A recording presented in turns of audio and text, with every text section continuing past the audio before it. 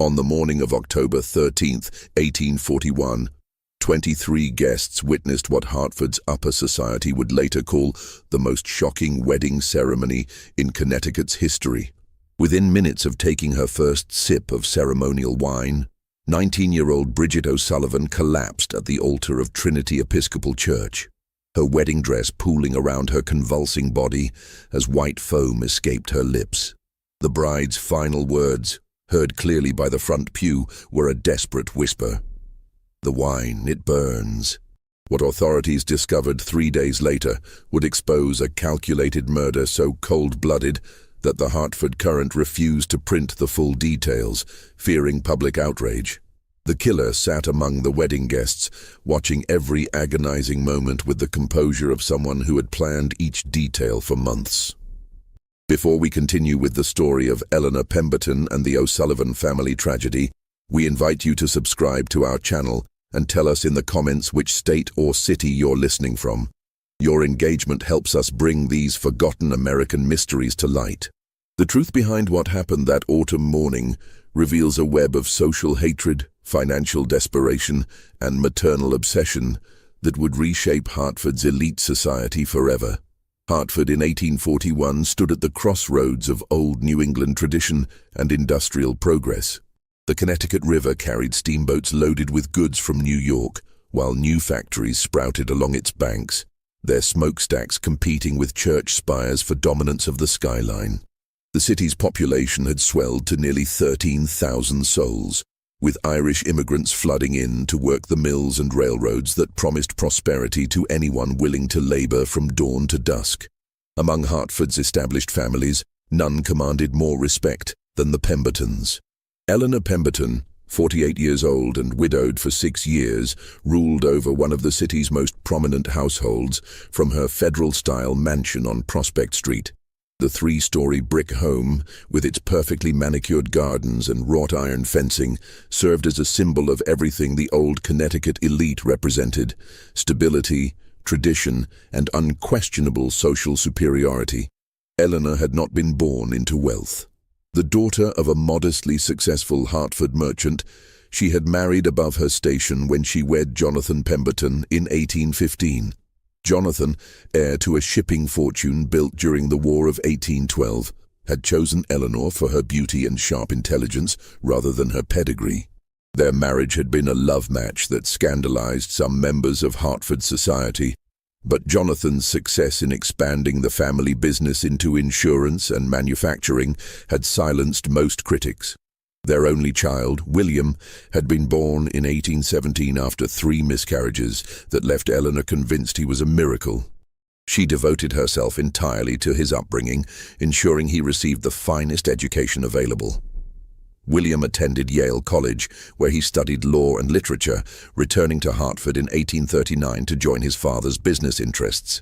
Tall and scholarly, with his father's dark hair and his mother's penetrating grey eyes, William Pemberton was considered one of Hartford's most eligible bachelors.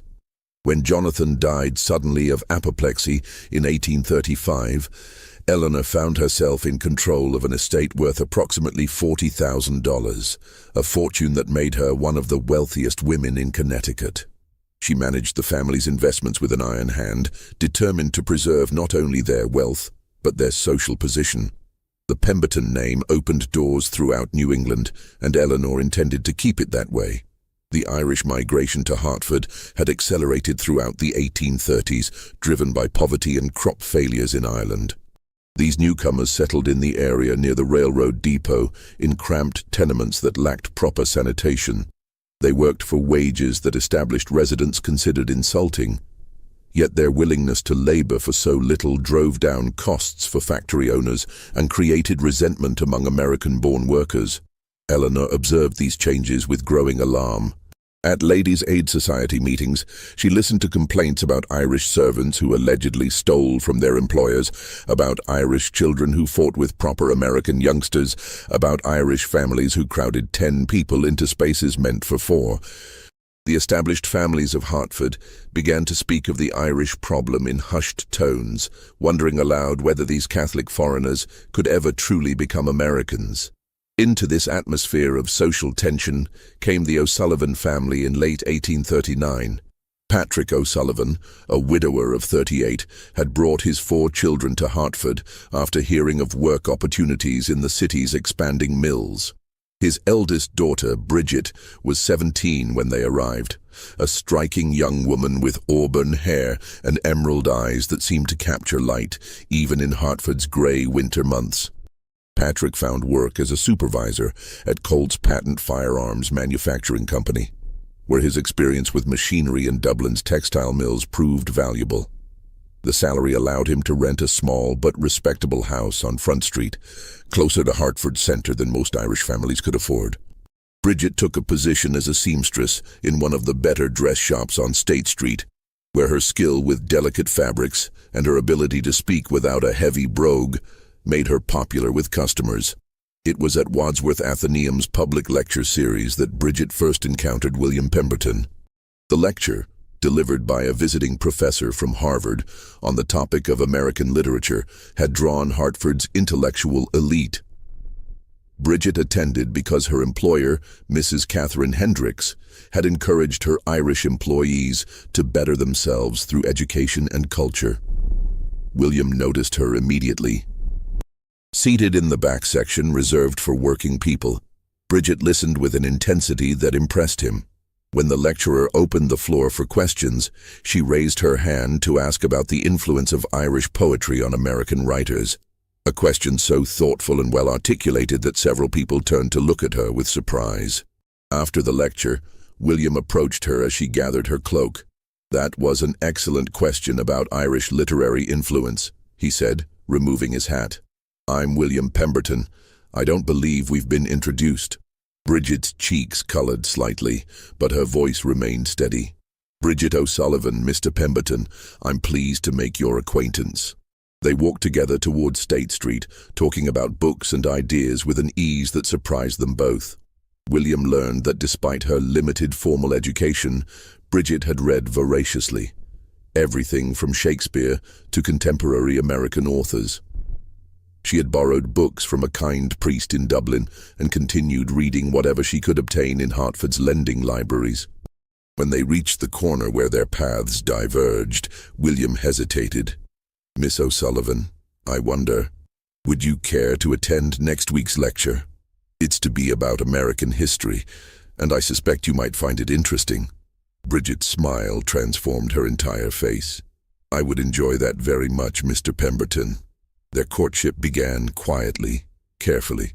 William understood the social implications of his interest in an Irish working girl, but Bridget's intelligence and grace convinced him that such considerations were petty and unworthy.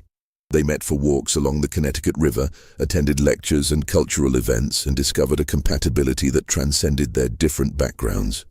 Eleanor remained unaware of these developments for nearly 6 months. William had always been discreet about his personal affairs, and she assumed his frequent absences from home reflected his dedication to business matters or social obligations with young men of his own class. The revelation came on a humid afternoon in July 1840. Eleanor had decided to surprise William with a visit to his office at the Pemberton Building on State Street, bringing him cold lemonade and news of an invitation to the governor's summer reception. As she climbed the stairs to the 2nd floor, she heard voices from behind his office door, William's familiar baritone and a woman's voice she didn't recognize. "My mother will never accept this," William was saying, "but I don't care about her approval anymore, Bridget. I love you, and that's what matters." Eleanor froze on the landing, her hand gripping the lemonade pitcher so tightly her knuckles went white. "Your family's position in society," the woman replied, her voice carrying a slight Irish accent that made Eleanor's blood run cold. "I don't want to be the cause of trouble between you and your mother, William. She's sacrificed so much for you." "You don't understand," William said firmly. "She's controlled every aspect of my life since Father died, whom I should marry, where I should live, how I should spend my time. I'm 23 years old, and I've never made a single important decision without her approval. That ends now." Eleanor pressed herself against the wall, her heart pounding so hard she feared they might hear it through the door. "When will you tell her about us?" the woman asked. Soon, very soon. I want you to meet her properly as my intended bride. She'll see what I see in you, your intelligence, your kindness, your strength. She'll have to accept that I've chosen the woman I want to spend my life with. The sound of a chair scraping across the floor sent Eleanor fleeing down the stairs, abandoning the lemonade on the landing. She reached her carriage in a state of near panic, ordering her driver to take her home immediately. During the brief ride to Prospect Street, her shock gave way to a rage so pure and consuming that she felt physically ill. An Irish girl, her William, heir to the Pemberton fortune and name, was planning to marry an Irish immigrant. Everything she had worked for, everything she had sacrificed and schemed to preserve, would be destroyed by this. This nobody who had probably seduced her innocent son with calculated charm. That evening, William came home for dinner, appearing more cheerful than he had in months. Eleanor watched him carefully, noting the way he hummed under his breath while carving the roast, the satisfied smile that played at the corners of his mouth. She wanted to confront him immediately, to demand an explanation. But her years of social maneuvering had taught her patience. She needed information before she could act effectively. "You seem in excellent spirits tonight, William," she said, keeping her voice light. "Do I? Well, I suppose I am. I've been thinking about making some changes in my life, important changes." "Oh? What sort of changes?" William set down his fork and looked directly at her. "Mother, I've met someone, a young woman of exceptional character and intelligence. I believe she might be the person I want to marry." Eleanor's hand trembled slightly as she reached for her water glass. "How wonderful, dear. Anyone I know?" "No, but I'm eager for you to meet her. Her name is Bridget O'Sullivan, and she's—" He paused as if gathering courage. "She's from Ireland originally. Her family came to Hartford 2 years ago." The water glass slipped from Eleanor's fingers, shattering against her plate. "Oh, how clumsy of me," she said, rising to ring for the servants. "You said O'Sullivan? An Irish family?" "Yes. Her father works at Colt's factory, and she's employed at Mrs. Hendricks's dress shop." "Mother, I know what you're thinking, but—" "I'm not thinking anything, William," Eleanor interrupted, her voice carefully controlled. "I'm simply surprised. You've never mentioned this young woman before." "I wanted to be certain of my feelings before discussing her with you, but I am certain now. I love her, Mother, and I intend to ask for her hand in marriage." Eleanor spent the remainder of the evening in her private sitting room, pacing the Persian carpet until she wore a visible path in the pattern. William's words echoed in her mind. He loved this Irish girl, intended to marry her. The implications struck her like physical blows. Marriage to an Irish immigrant would destroy William's social standing. The best families in Hartford would close their doors to him. His children would carry the stigma of their mixed heritage, neither fully accepted by the established elite nor welcomed by the Irish community that would see them as traitors to their origins. More immediately threatening was the financial risk. If William married this girl, Eleanor would lose all influence over family affairs. As his wife, the Irish woman would have legal rights to the Pemberton fortune. She might convince William to support her extended family, to make donations to Catholic causes, to invest in schemes that benefited immigrants at the expense of established American interests. Eleanor had not clawed her way from merchant-class origins to the pinnacle of Hartford society only to watch an Irish peasant destroy everything she had built. She would not allow her family's wealth to be squandered on Catholic churches and Irish relatives. She would not see the Pemberton name dragged through the mud by association with foreign poverty and superstition. Over the following weeks, Eleanor conducted a careful investigation of the O'Sullivan family. She learned that Patrick O'Sullivan was considered a reliable worker, but had been involved in labor discussions that some viewed as potentially subversive. Bridget was well regarded by her employer and customers, but several society matrons whispered about the impropriety of an Irish girl putting on airs above her station. Eleanor also discovered that the O'Sullivans attended Mass at Holy Trinity Church, the Catholic institution that many Protestant Hartford residents viewed with suspicion and distrust. The thought of her grandchildren being raised as Catholics, owing allegiance to a foreign pope, filled her with horror. As summer turned to autumn, William's relationship with Bridget deepened.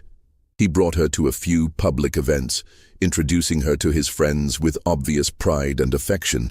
Eleanor watched from a distance as Hartford society reacted with polite surprise that quickly gave way to whispered speculation.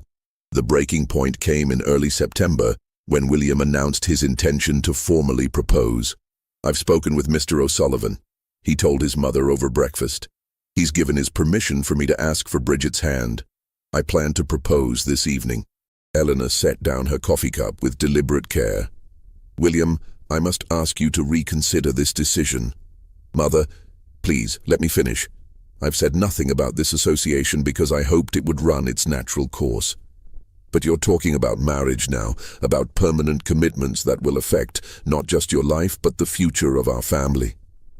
William's jaw tightened. "What exactly are you saying?"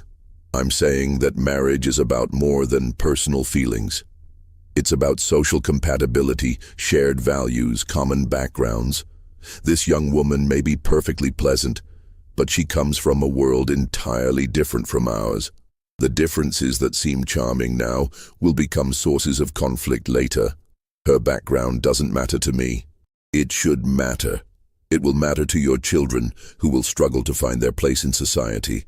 It will matter to your business associates, who expect their partners to maintain certain standards. It will matter to everyone we know." William stood abruptly, his chair scraping against the floor. "I'm disappointed in you, Mother. I expected better from someone who married for love herself. Your father and I came from similar circumstances. We understood each other's expectations and obligations. This situation is entirely different. The only difference is your prejudice against the Irish." Eleanor's mask of composure finally slipped. "It's not prejudice, William. It's reality. These people are not like us. They have different loyalties, different values, different priorities. This girl will change you, and not for the better. This conversation is over," William said coldly. "I'm going to propose to Bridget tonight, with or without your blessing." After he left, Eleanor sat alone in the dining room for nearly an hour, staring at her untouched breakfast. The die was cast. William would not be dissuaded by arguments or threats. He was going to marry this Irish girl, and when he did, Eleanor's control over the family fortune and legacy would end forever, unless she took action to prevent it. The engagement of William Pemberton to Bridget O'Sullivan was announced in the Hartford Courant on September 15, 1840. The brief notice, placed in the society section, generated more discussion than any social news in recent memory. At tea parties and gentlemen's clubs throughout the city, people debated whether William had lost his senses or simply succumbed to Irish seduction. Eleanor maintained a facade of gracious acceptance while privately seething. She attended social functions where well-meaning friends offered congratulations mixed with barely concealed sympathy. "How progressive of William," they would say, their voices carrying undertones of scandal. "I'm sure the girl is quite suitable." The worst moment came at a Ladies' Aid Society meeting where Mrs. Harrison Fitzgerald, whose own Irish ancestry was conveniently forgotten by Hartford society, made a pointed comment about the importance of maintaining proper standards in marriage. "Of course, we must be charitable to these immigrant families," she said, glancing meaningfully at Eleanor. "But there are appropriate boundaries that shouldn't be crossed."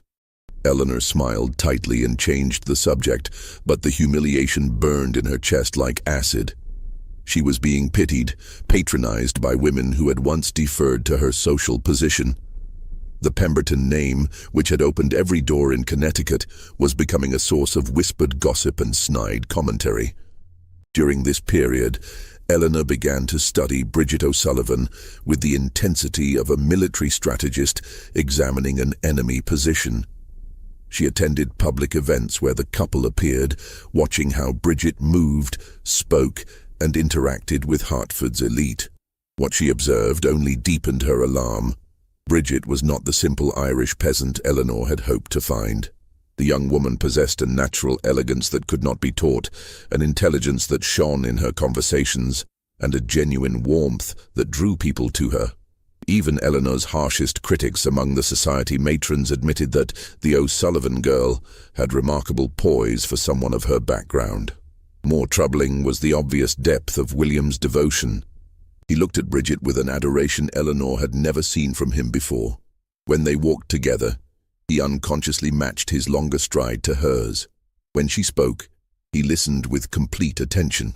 When others made subtle social slights, he defended her with a fierce protectiveness that reminded Eleanor uncomfortably of how Jonathan had once defended her against similar treatment. The wedding was scheduled for October 13th. William had wanted a small ceremony, but Bridget insisted on inviting both families and their closest friends. "I want everyone we care about to witness our vows," she told him. "I don't want anyone to think we're ashamed of our marriage or trying to hide it." Eleanor realized that a public wedding would make her humiliation complete. Every prominent family in Hartford would attend, if only to satisfy their curiosity about the Irish bride. The ceremony would be discussed and dissected for months, cementing the Pemberton Naames association with social degradation. As September passed into October, Eleanor's desperation grew. She considered various strategies for disrupting the wedding plans. She could claim sudden illness, requiring William to postpone the ceremony to care for her. She could attempt to bribe Patrick O'Sullivan to withdraw his consent. She could even threaten to disinherit William entirely. But each option carried unacceptable risks. William might proceed with the wedding regardless of her illness or threats. Bribing the father could backfire spectacularly if he revealed her attempt to the wider community. And disinheriting William would mean losing control over him permanently, while ensuring that her fortune eventually passed to strangers. The solution came to Eleanor during a sleepless night in early October.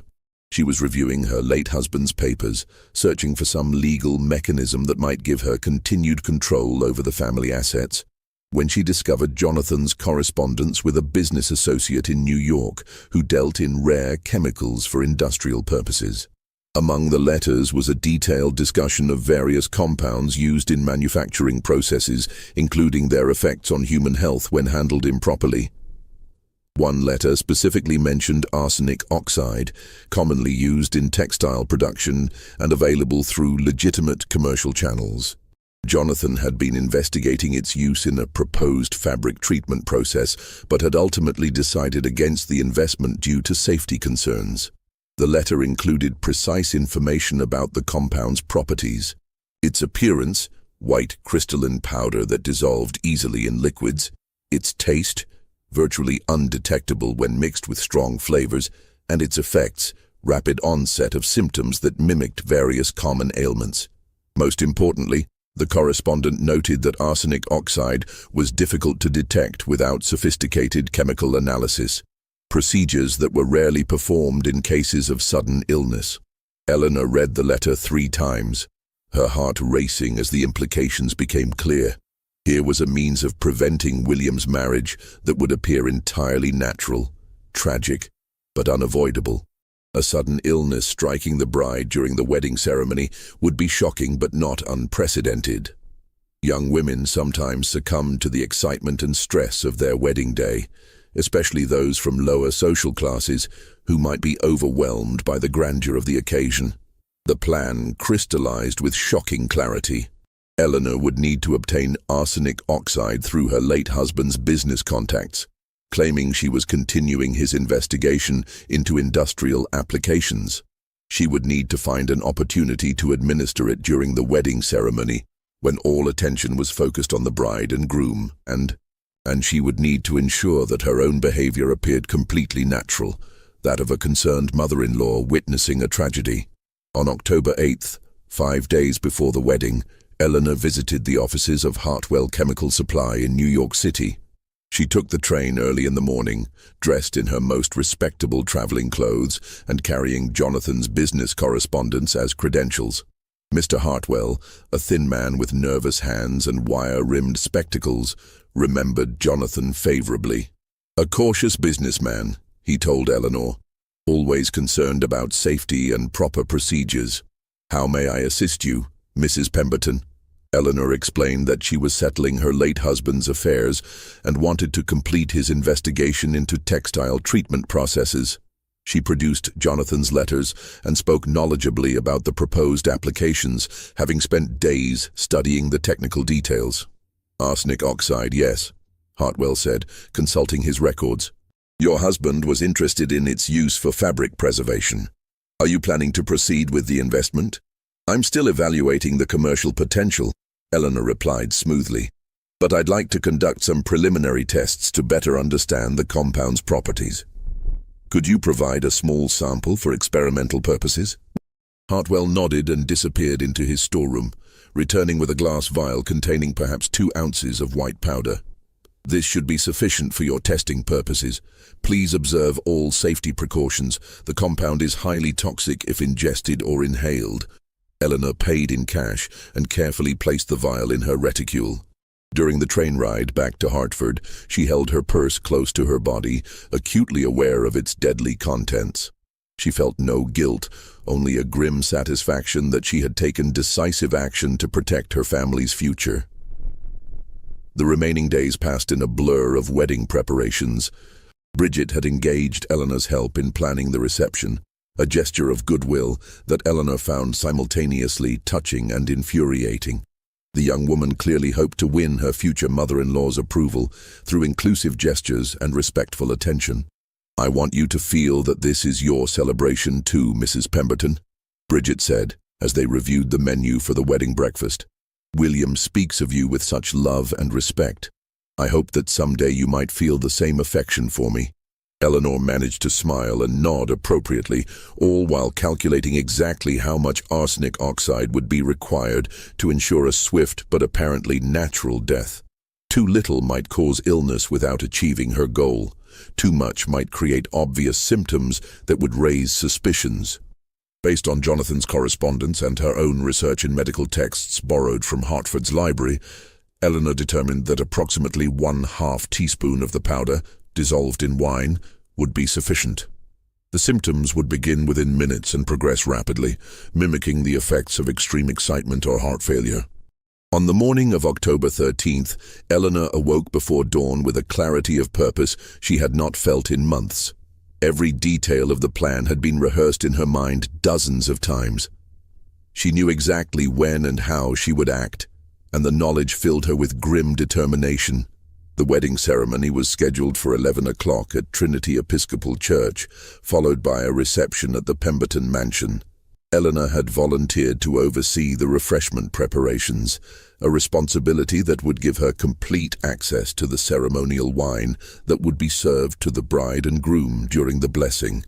She dressed carefully in her finest dark blue silk gown, adding the pearl necklace Jonathan had given her on their own wedding day.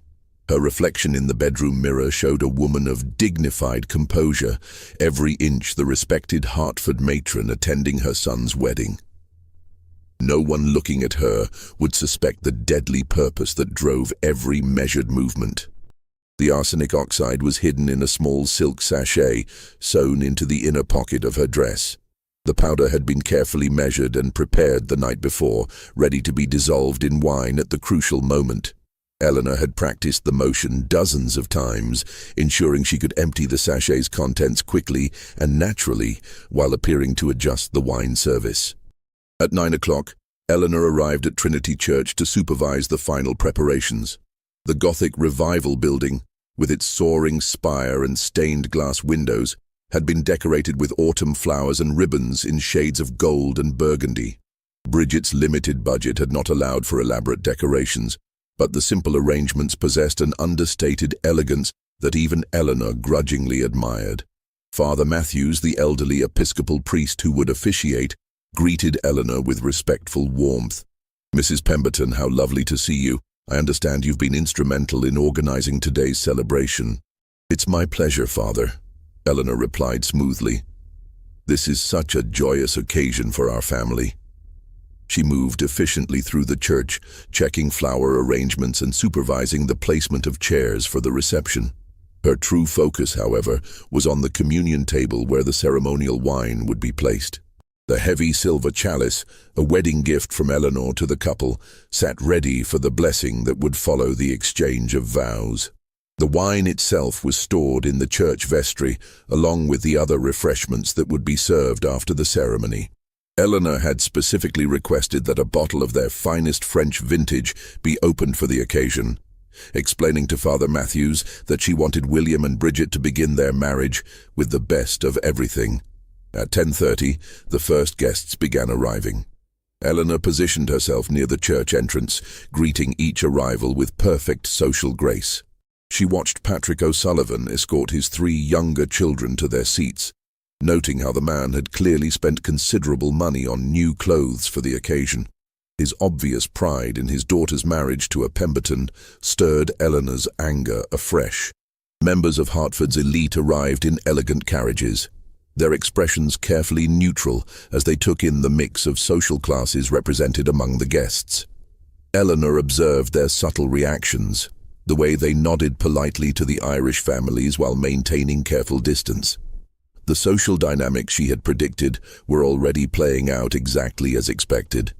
William arrived at 10:45, accompanied by his friend Charles Whitman, who was serving as best man. Eleanor felt a pang of genuine love as she watched her son adjust his cravat nervously and speak in low tones with Father Matthews about the ceremony's progression. He looked handsome and happy, blissfully unaware that his mother was about to save him from the greatest mistake of his life. At precisely 11 o'clock, the church bells began to toll, and Bridget appeared at the rear of the nave. Eleanor's breath caught in her throat despite herself. The young woman was genuinely beautiful, her auburn hair arranged in an elegant style that complemented the simple but perfectly fitted white gown she had sewn herself. She carried a bouquet of white roses and baby's breath, and her face glowed with happiness that seemed to illuminate the entire church. Patrick O'Sullivan walked proudly beside his daughter, his hand resting gently on her arm. As they processed down the aisle, Eleanor noticed how many of the guests smiled involuntarily at the sight of the radiant bride. Even some of Hartford's most socially rigid matrons appeared touched by Bridget's obvious joy and dignity. The ceremony proceeded with traditional Episcopal solemnity. Father Matthews spoke about the sacred nature of marriage, the importance of mutual respect and devotion, and the blessings that awaited couples who built their union on firm spiritual foundations. William and Bridget exchanged vows in clear, confident voices, their eyes never leaving each other's faces. Eleanor watched from the front pew, her hand resting over the hidden sachet of poison. Soon, she told herself. Very soon, this travesty would be over, and William would be free to make a proper marriage with someone of his own class and background. Following the exchange of rings, Father Matthews moved to the communion table to begin the blessing of the wine. This was Eleanor's moment. She rose from her seat with practiced grace and approached the altar, ostensibly to assist with the ceremonial service as mother of the groom. "Allow me to help prepare the wine, Father," she said quietly, moving to stand beside the silver chalice. The priest nodded appreciatively and turned to address the congregation about the significance of sharing wine as a symbol of the couple's new union. While he spoke, Eleanor's fingers found the sachet in her dress pocket. With movements perfected through countless rehearsals, she emptied the white powder into the chalice and used a silver spoon to stir it gently into the deep red wine. The arsenic oxide dissolved completely, leaving no trace of its presence.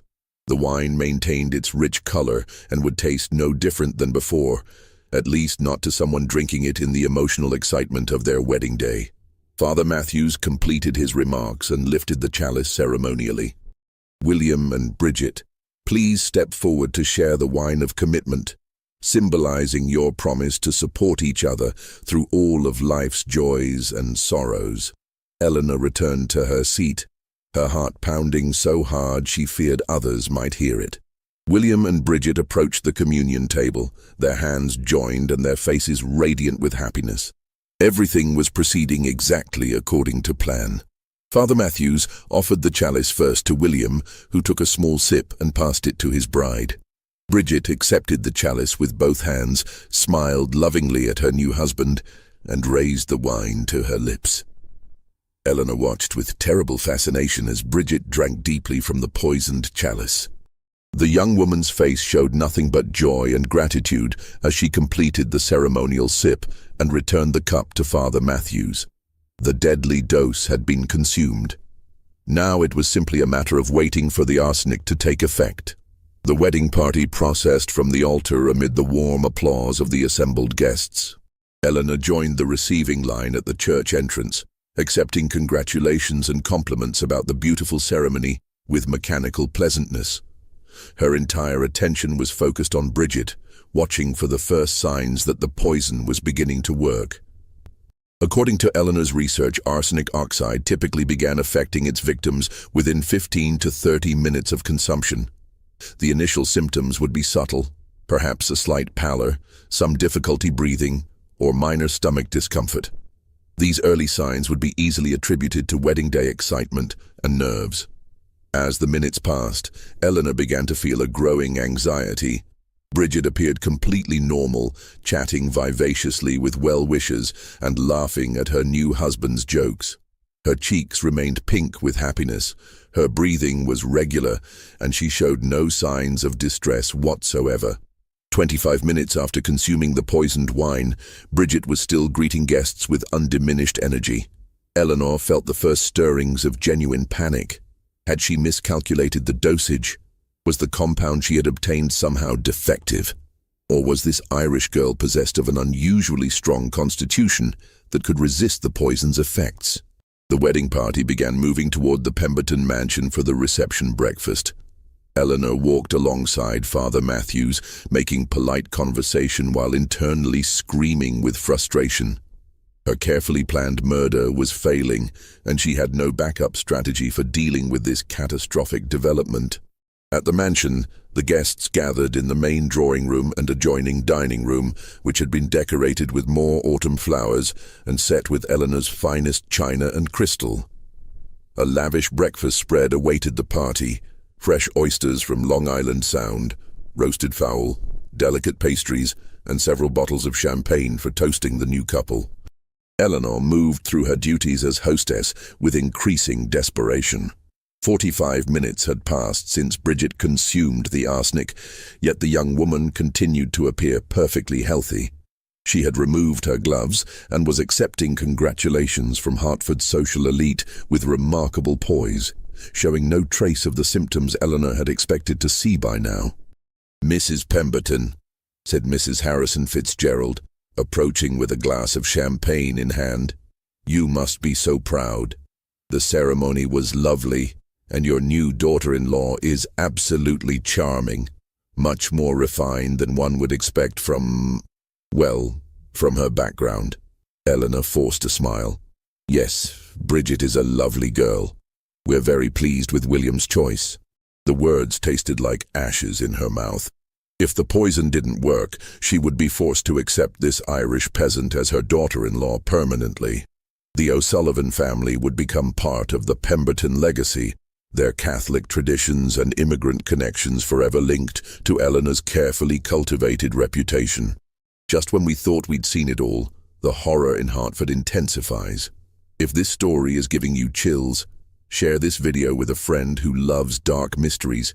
Hit that like button to support our content, and don't forget to subscribe to never miss stories like this. Let's discover together what happens next. As the breakfast progressed, Eleanor found herself studying Bridget with obsessive intensity. The young woman moved from group to group with William, accepting good wishes and engaging in animated conversations about their wedding trip to New York City. Her appetite appeared normal. She ate delicate portions of the food with obvious enjoyment and drank 2 glasses of champagne without any apparent ill effects. 1 hour after the poisoning, Bridget showed no symptoms whatsoever. Eleanor excused herself from the reception and retreated to her private study, closing the door behind her with barely controlled violence. She had risked everything on this plan, and it was failing spectacularly. The arsenic oxide had either been ineffective or insufficient to accomplish its purpose. But as Eleanor paced the length of her study, trying to formulate an alternative strategy, she heard commotion from the drawing room. Voices were raised in concern, and someone was calling for Dr. Harrison to be summoned immediately. Eleanor's heart leaped with renewed hope. Perhaps the poison was simply slower to take effect than her research had indicated. She composed her features into an expression of maternal concern and hurried back to the reception. What she found exceeded her most optimistic expectations. Bridget was seated in Eleanor's best wingback chair, her face pale and drawn. She was breathing rapidly and had one hand pressed to her stomach, while William knelt beside her chair looking frantic with worry. "I don't understand what's happening," Bridget was saying in a weak voice. "I felt perfectly fine just a moment ago, and then suddenly—" "What are her symptoms?" asked Dr. Harrison, who had been among the wedding guests and had responded immediately to the summons. "Stomach pain, nausea, and difficulty breathing," William replied, his voice tight with anxiety. "She says she feels like her throat is burning." Dr. Harrison, a distinguished man in his 60s who had served Hartford's elite families for decades, immediately began examining Bridget. He checked her pulse, looked into her eyes, and asked detailed questions about when the symptoms had begun and how they were progressing. Eleanor moved closer, feigning maternal concern while internally celebrating the poison's delayed but apparently effective action. "Dr. Harrison, is there anything we can do? Should we move her upstairs where she might be more comfortable?" "No, don't move her yet," the doctor replied grimly. "Mrs. Pemberton, I need you to send someone immediately to my office for my medical bag, and have your cook prepare a strong mixture of salt water, as much as the patient can drink." As Eleanor dispatched servants on these errands, she noticed that Bridget's condition was deteriorating rapidly. The young woman's breathing had become labored, and beads of perspiration dotted her forehead, despite the cool October air. Her hands trembled as she gripped the arms of the chair, and when she tried to speak, her voice came out as barely more than a whisper.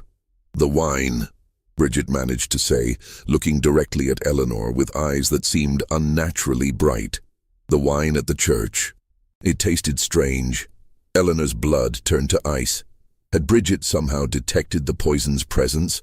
Or was this simply the confused rambling of someone whose mind was being affected by arsenic toxicity? "What do you mean, dear?" Eleanor asked, keeping her voice steady. "The wine was from our finest vintage. Perhaps you're simply overwhelmed by all the excitement of the day." But Dr. Harrison had gone very still at Bridget's words. He looked up sharply, his experienced eyes moving from the bride to Eleanor and back again.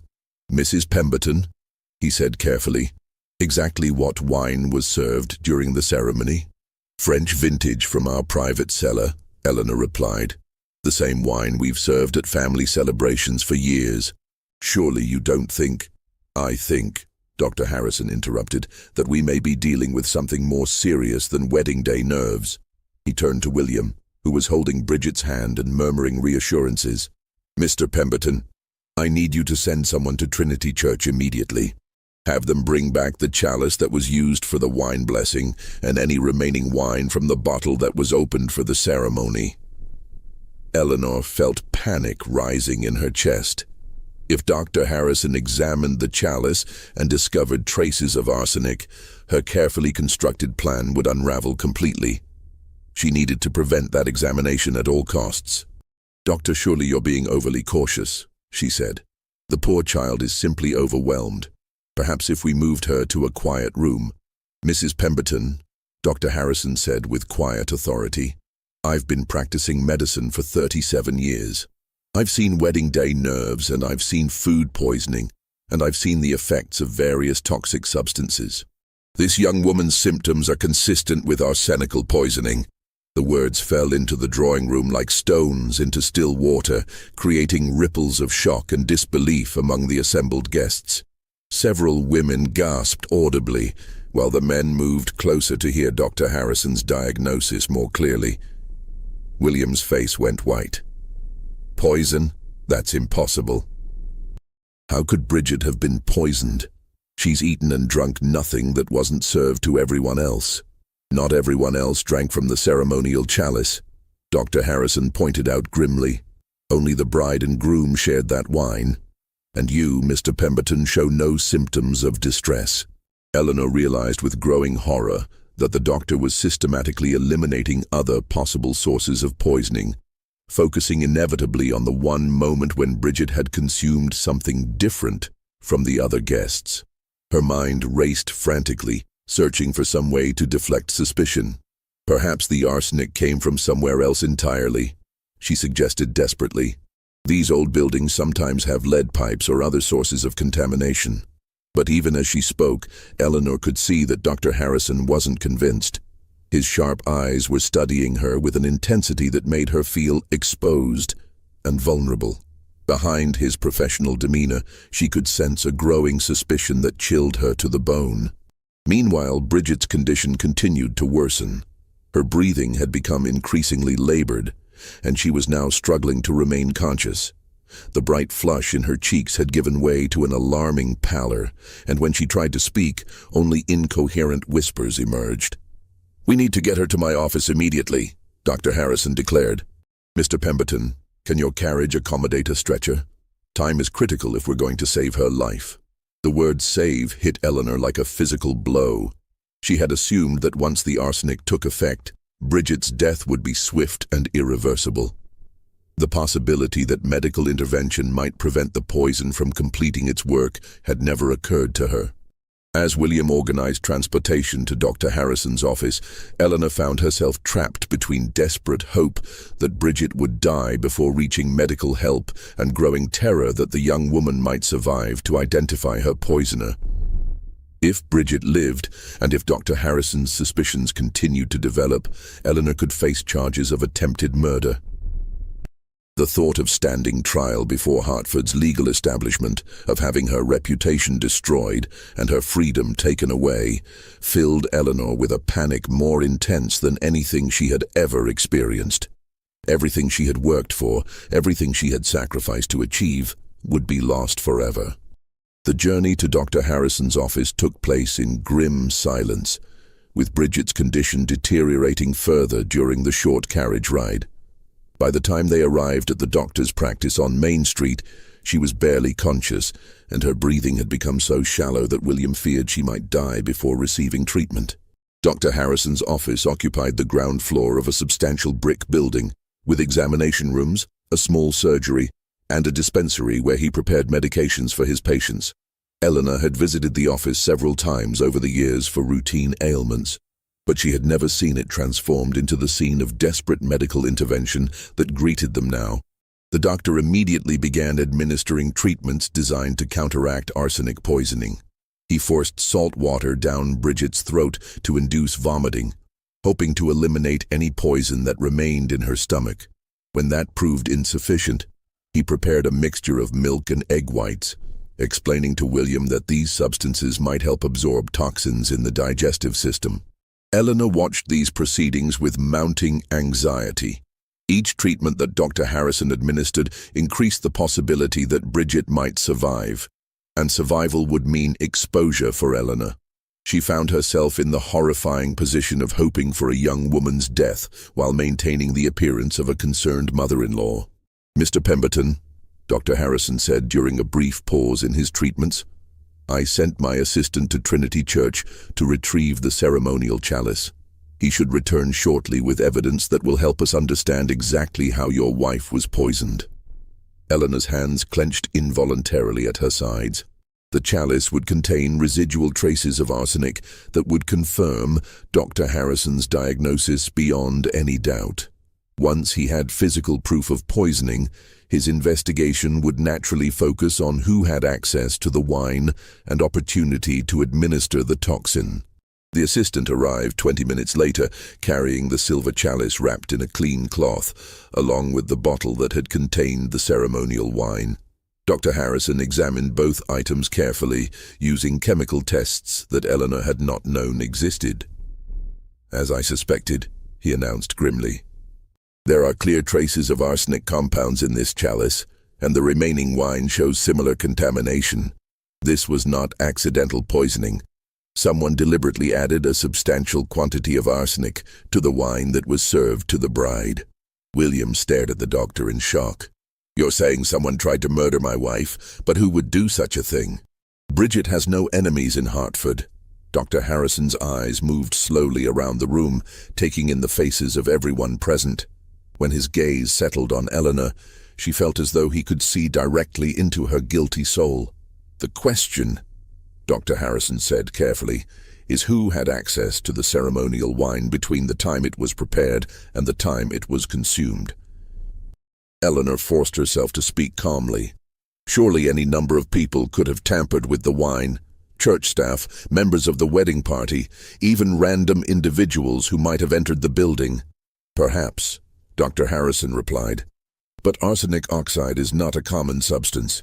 Obtaining it would require specialized knowledge and connections to chemical suppliers. This was not a crime of opportunity. It required careful planning and deliberate preparation. The net was closing around Eleanor with terrifying speed. Dr. Harrison's methodical approach to the investigation was systematically eliminating alternative explanations and focusing attention on those who possessed both motive and means for the crime. At that moment, Bridget stirred on the examination table where she had been lying unconscious for nearly an hour. Her eyes fluttered open, and she looked around the room with obvious confusion and distress. "William," she whispered weakly. "What happened? Where am I?" "You're in Dr. Harrison's office," William replied, taking her hand gently.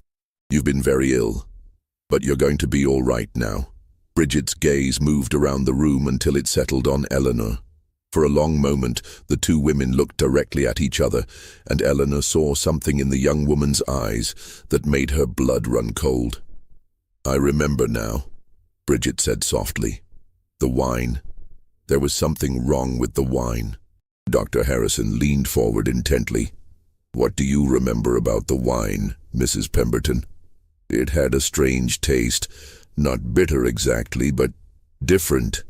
And I remember seeing—" Bridget paused, her brow furrowing with the effort of recollection. "I remember seeing someone near the chalice during Father Matthews's blessing. Someone who shouldn't have been there." Eleanor felt the walls of the room closing in around her. Bridget's memory was returning, and with it would come the identification that would destroy Eleanor's life forever. "Who did you see, dear?" Dr. Harrison asked gently.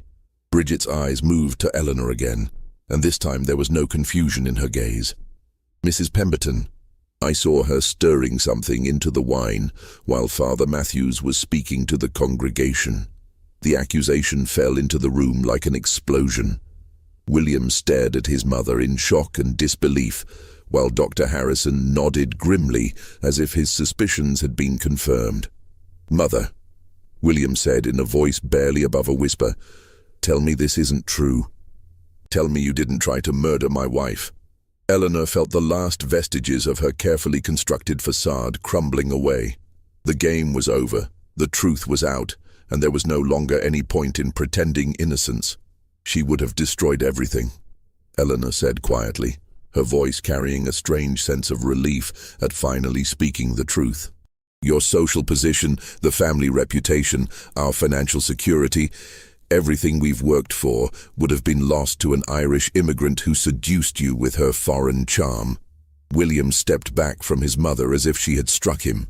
"You tried to kill the woman I love because of her ancestry.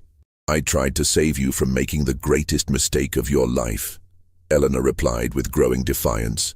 "That girl will drag the Pemberton name through the mud of Irish politics and Catholic superstition. Your children would have been outcasts, neither accepted by proper society nor welcomed by the immigrant community that would see them as traitors. Those children would have been your grandchildren," William said, his voice breaking with emotion. "They would have been half-Irish mongrels with divided loyalties and no place in respectable society." Eleanor snapped. "I would rather see the Pemberton line end entirely than watch it be polluted by foreign blood and alien traditions." Dr. Harrison had been listening to this exchange with professional detachment, but now he stepped forward with quiet authority. "Mrs. Pemberton, I'm afraid I have no choice but to notify the Hartford Constabulary about what has transpired here.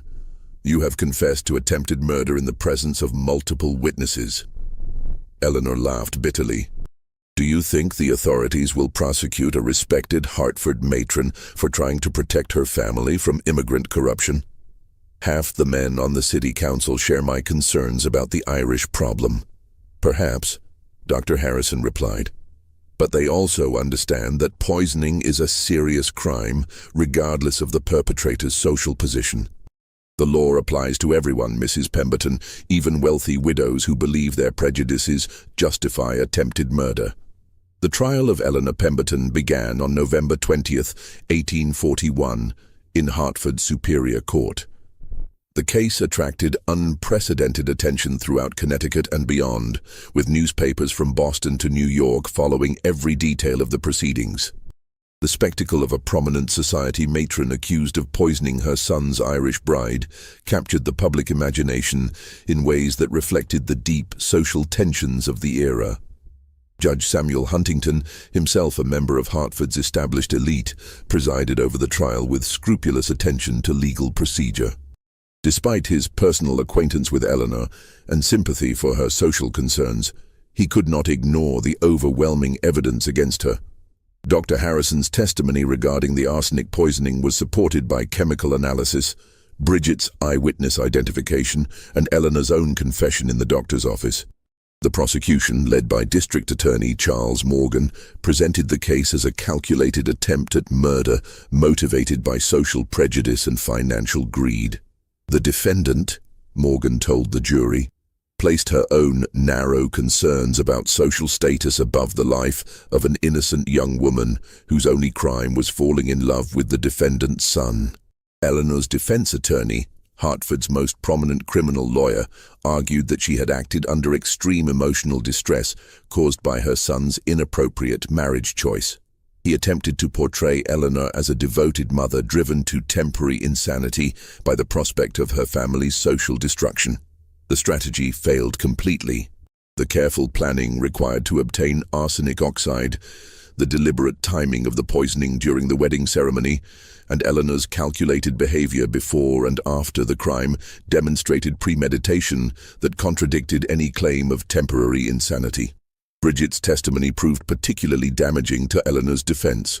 The young woman had recovered completely from the arsenic poisoning, and she spoke with quiet dignity about the events of her wedding day. Her obvious intelligence and refinement made a powerful impression on the jury, undermining Eleanor's characterization of her as an unsuitable immigrant. I bear no personal hatred toward Mrs. Pemberton, Bridget told the court. I understand that she acted from love for her son, even though that love was expressed through terrible means. But I cannot forget that she tried to kill me because she believed my Irish heritage made me unworthy of her family. William's testimony was the most emotionally devastating moment of the trial. He spoke of his love for both his mother and his wife, his shock at discovering Eleanor's crime, and his determination to ensure that justice was served regardless of family loyalty. My mother taught me to value honor, integrity, and moral courage, he told the court. Those same values now require me to testify truthfully about her actions, no matter how painful that truth might be. The jury deliberated for less than 2 hours before returning a verdict of guilty on charges of attempted murder. Judge Huntington sentenced Eleanor to 15 years in the Connecticut State Prison, noting that her social position and previous good character had been considered in determining the length of her incarceration. The defendant's crime strikes at the heart of civilized society, Judge Huntington declared during sentencing. When prejudice and social ambition lead to attempted murder, the law must respond with appropriate severity to protect all citizens regardless of their background or origin. Eleanor received the sentence with the same composure she had maintained throughout the trial. She showed no emotion as the court officers led her away to begin her imprisonment, though observers noted that she avoided looking at William and Bridget as she left the courtroom.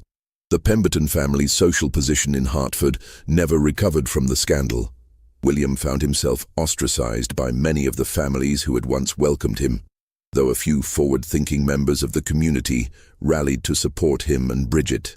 They moved to Boston shortly after the trial, where William established a successful law practice, and they raised 3 children who grew up to be prominent citizens of Massachusetts. Bridget proved to be everything William had believed her to be: intelligent, gracious, and devoted to their family's welfare. She became active in charitable organizations that assisted Irish immigrants, using her social position to bridge the gap between established American families and newcomers seeking better lives. Eleanor served 12 years of her sentence before being released for good behavior in 1853. She returned to Hartford as a broken woman, her fortune largely depleted by legal expenses and the costs of incarceration. She lived quietly in a modest boarding house until her death in 1858, never having reconciled with William or met her grandchildren. The silver chalice used in the poisoning was melted down by Trinity Church and the metal donated to a fund for Irish immigrants. Father Matthews, deeply shaken by the violation of sacred ceremony that had occurred under his supervision, instituted new procedures for wedding preparations that ensured multiple people were present whenever ceremonial items were being prepared.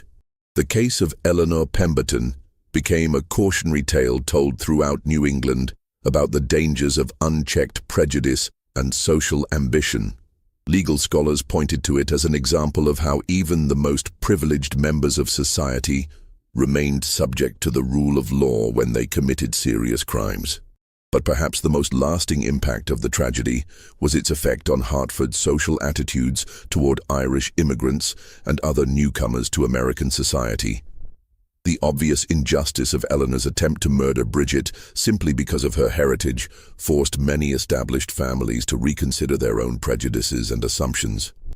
Dr. Harrison, whose quick thinking and medical expertise had saved Bridget's life, became a vocal advocate for treating all patients with equal care, regardless of their social background.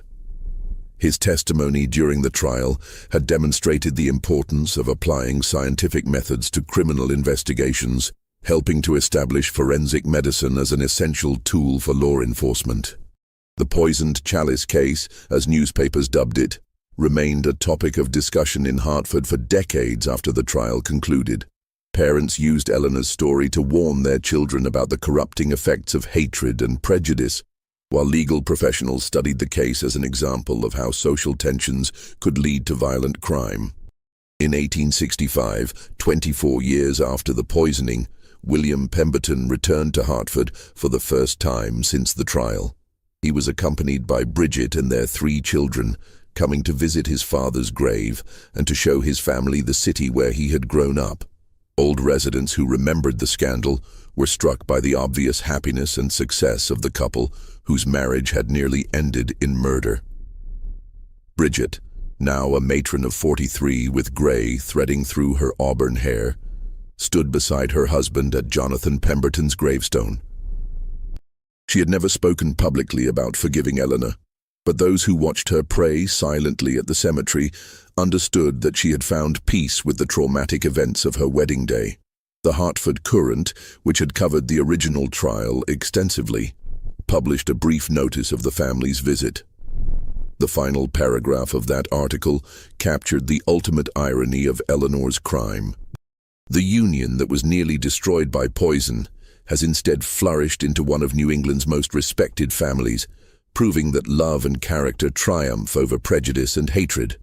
This mystery shows us how fear and prejudice can drive even respectable people to commit unthinkable acts, and how the courage to stand up for justice can overcome even the deepest social divisions. What do you think of this story? Do you believe that social tensions could still drive someone to such desperate measures today? Leave your comment below and share your thoughts about Eleanor's motivations and ultimate fate. If you enjoyed this tale and want more historical mysteries like this, subscribe, hit the notification bell, and share with someone who loves dark stories from America's past.